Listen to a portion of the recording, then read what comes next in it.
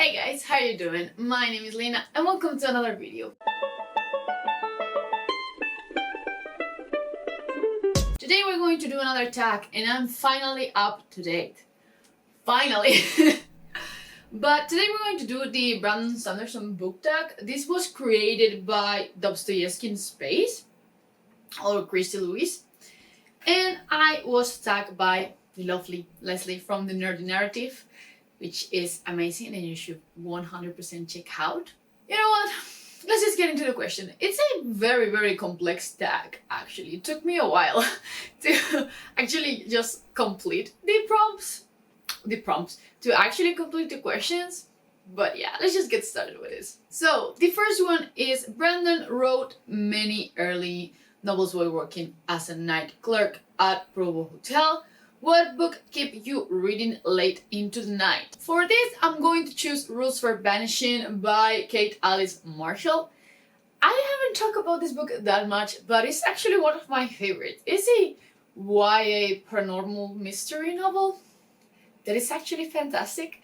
I read it in one sitting. It was so good. The story is great and the mystery, fantastic. It's basically about a road that appears at midnight, and if you win you get out alive, and if you lose you kind of die basically. But yeah, it's great. I would highly recommend you check it out if you like this kind of horror-y mystery reads. Brandon's complex magic systems set his fantasy apart. What subject do you love to read about in all its complexity? I've said this multiple times already. I really like to know about religions in fantasy books. I think it's a great subject. Actually, I don't like to read about it in like contemporaries or such. I don't even like contemporaries, but I do really like complex religions in fantasy. Another great example of this is the Chronicles of the Unnamed Throne, but this one in particular has great build-up religion. It's actually a book heavily centered around religion, which is great. But yeah, I really want to read the second book. But yeah, by the way, this is The God Prayer by Gareth Hanrahan. Then, third question. Brandon gets book ideas from watching other storytellers. Failed to execute a concept well. He figures out how to do it better. What two books handle the same concept in strictly different ways, and which do you prefer? For this, I'm going to choose Vicious and Renegades, and basically the concept here is a very open one. It's superheroes and superpowers, and in Renegades we have the good guys and the bad guys, and that's it. But if you have superpowers, not everything is black or white, and Vicious captures great, so good. Victor is neither a hero nor a villain.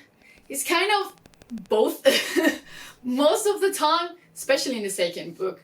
But yeah, I think this was so well executed, and that's why I didn't really love Renegades. I mean, Vicious is just so much better.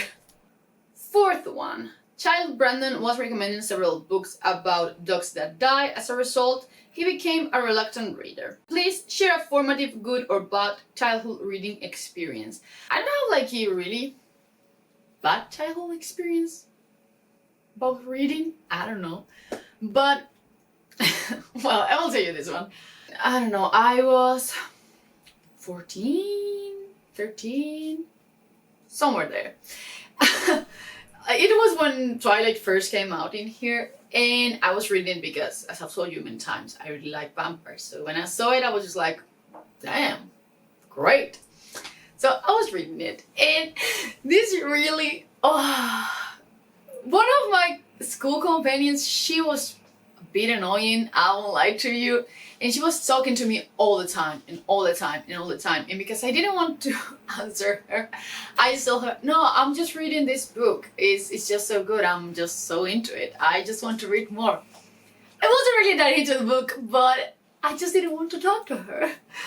But that was a mistake, because she ended up buying the book and she became obsessed with it, and she wouldn't stop talking about it. And I was just like, why did I do this? I'm so dumb. But yeah, that's my worst reading experience. Share it with others. Basically, but yeah, I don't think that I have. Well, I tried to read Malazan when I was around the same age, and it was such a mistake. I put the series down and I put fantasy down for a bit because I was just like, I don't understand anything. But yeah, that's mostly all. I don't think they have like either good or bad experiences apart from those. Brandon and several friends host the Writing Excuses podcast, and they frequently invite guests. Please tell us about a collaborative fiction project and what you thought of it. If you're talking fiction, I guess that is like a co-writing book. And the only one that I really like is The Expanse, because actually James A.C. Corey is his pseudonym. How is it the more in English? But yeah, there are two authors actually. I think that's the only one that I really like, because the other one that I could think of was the Illuminae Files, but I don't really like the second book. I really like the first one, but the second book was terrible. And I don't really want to read the third book yet, just so I can forget about the second one a bit. But this is the only thing that I could think of. I don't really read collaborative fiction works.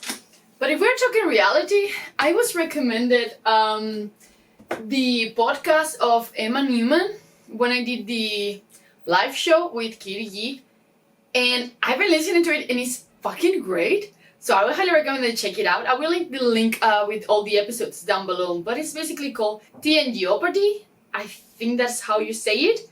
But yeah, it's great, and it has like a guest all the time, writer guest basically. So I would highly recommend you check it out. Then number 6, Brandon's first book, White Sun Prime, was rewritten and eventually converted into a graphic novel called White Sand. What book would you like to see in another format? So many, actually, so many. But for this, I'm going to choose Sufficiently Advanced Magic by Andrew Rowe. I want to see this as a video game so bad. So bad. Or even an anime. I'll probably be okay with animation too, but mostly a video game. This would be such a good video game. I mean, it's really inspired by late RPGs, so makes sense. But still, so good. Oh my god, I wish I could play this and you could go through the school and level up and just learn new magic and then go to the tower. It would be so great. But yeah, I also thought about the Poppy War, because I would actually really like to see the Poppy War turn into something. Probably an RPG also, like Ghost of Tsushima. I just want more video games based around books. I think that they are not that hard to make. I really want a video game about Sufficiently Advanced Magic. It would be so good. Number 7. Brandon writes very quickly. What prolific author or authors would you recommend? It's been a while since I've talked about him, but Neil Gaiman, he's a badass. I mean, he is basically a screenwriter. He writes like novels. He also has graphic novels, and I mean, I would pretty much read anything he does. I just really like him, and I've been rereading Sandman. They have basically made Sandman into an audiobook, this Sandman, and it's been so good. It basically takes, I think, the first 3 volumes of these editions.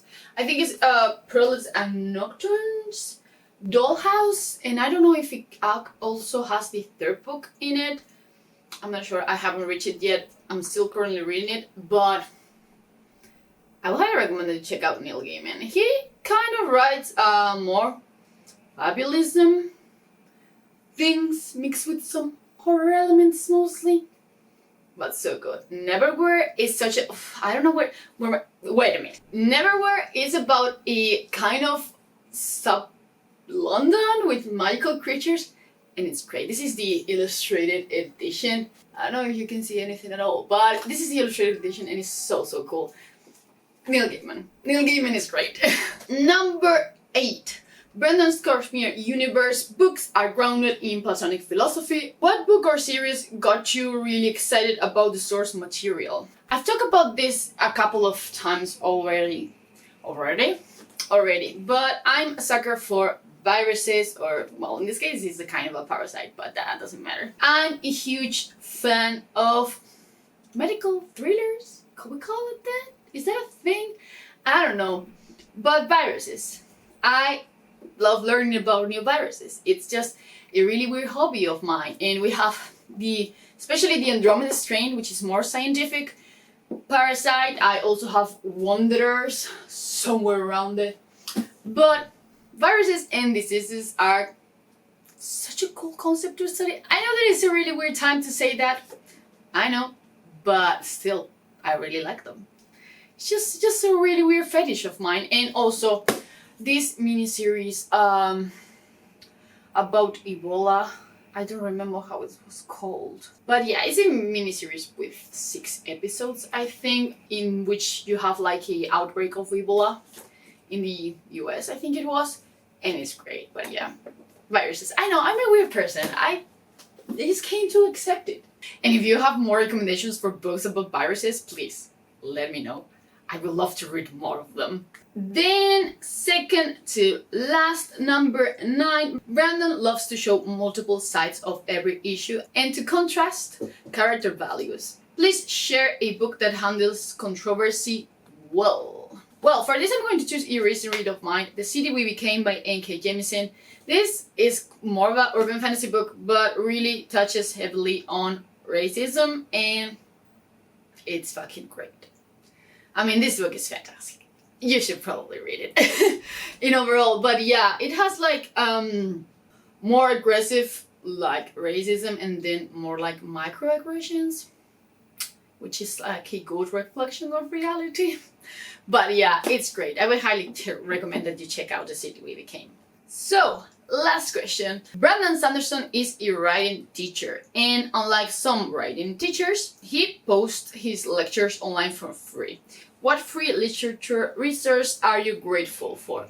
Well, this is going to be a very easy one. I'm going to say BookTube, because, yeah. You can basically get so many like books that you don't know about through booktubers or book bloggers or whatever. I'm talking about the whole book community in general. But I wouldn't know so many of these books if it wasn't for some people. I would have no idea. So I think it's a great resource, and it's free. It's completely free. And it's wonderful. Also, Goodreads is a great asset for finding books and also finding different editions, which is sometimes so messed up, and sometimes it drives me insane. But still, I think that those are great. I wanted to say libraries, but libraries aren't that great here. I won't lie to you. If you live in a great grand city, then probably yes. But in here it's just such not a thing. But yeah, I'm getting with BookTube. It's a great resource. I mean, it's just great. Then that's going to be all. I was thinking about who can I tag, but I'm just awful at this. I'm just terrible. So I'm just going to do it. And if you want to be tagged, I'll ask you to do it. And I'll tag you. And that's it. What books would you choose for those answers? Because I struggle a bit with some of them, especially with the ones that handle well controversy. I don't know. And the one with the what topic do you like to read more? But yeah, please let me know which books would you choose for these prompts. But yeah, that's going to be all for today. I really hope that you enjoyed it, and I will see you in the next one.